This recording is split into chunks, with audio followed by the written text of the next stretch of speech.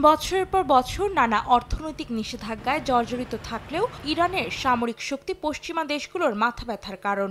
Global fire পাওয়ার র্যাঙ্কিংয়ে সামরিক সক্ষমতার দিক দিয়ে ইরানের অবস্থান 14তম। নিজেদেরকে বিশ্বের অন্যতম পরাশক্তি দাবি করা এই দেশটি প্রয়োজনের সময়ই যেন খেই হারিয়ে ফেলে। হেলিকপ্টার বিধ্বস্ত হয়ে প্রেসিডেন্ট ইব্রাহিম রাইসি মারা যাওয়ার ঘটনাতেই প্রশ্ন উঠতে শুরু করেছে ইরানের সক্ষমতা নিয়ে। আদৌ কি দেশটি ততটাই সক্ষম যতটা জাহির করা হয়, নাকি ভেতরে সবই শুভঙ্করের ফাঁকি?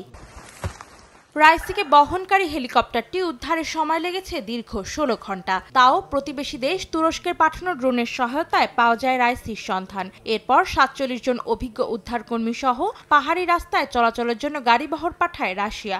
সহায়তার হাত বাড়িয়ে দেয় আজারবাইজান ও ইরাক। রোববার পূর্ব আজারবাইজান প্রদেশে দুর্গম বনাঞ্চলে বিধ্বস্ত হয় হেলিকপ্টারটি। একেই পুরানো হেলিকপ্টারের প্রেসিডেন্টকে বহন, এর ওপর বিধ্বস্ত হবার পর সেটি শনাক্ত করতে পার হয়ে যায় প্রায় 16 ঘন্টা, যেখানে কোনো কাজেই আসেনি ইরানের নিজস্ব প্রযুক্তি। তথ্য প্রযুক্তির যুগে দ্রুত হেলিকপ্টার উদ্ধারে ব্যর্থ হওয়াকে বিব্রতকর হিসেবেই দেখা হচ্ছে তেহরানের জন্য।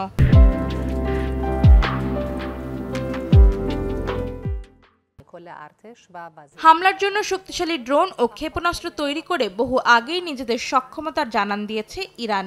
কিন্তু 16.5 লাখ বর্গ কিলোমিটারের দেশটিতে উদ্ধার কাজ চালানোর মতো নেই কার্যকর কোনো বিমান কিংবা ড্রোন। দেশটির অভ্যন্তরীণ সক্ষমতা কতখানি দুর্বল তা যেন চোখে আঙুল দিয়ে দেখিয়ে দিল রোববারের এই হেলিকপ্টার বিধ্বস্তের ঘটনা। নিজেদের পরাশক্তি হিসেবে গড়ে তুলতে যারা এত অর্থ খরচ করতে পারে, তারা প্রেসিডেন্টকে নিরাপত্তা দিতেও যেন ব্যর্থ। আর এ নিয়ে আন্তর্জাতিক মহলে বইছে সমালোচনার ঝড়। অন্তরা সেন, সময় সংবাদ।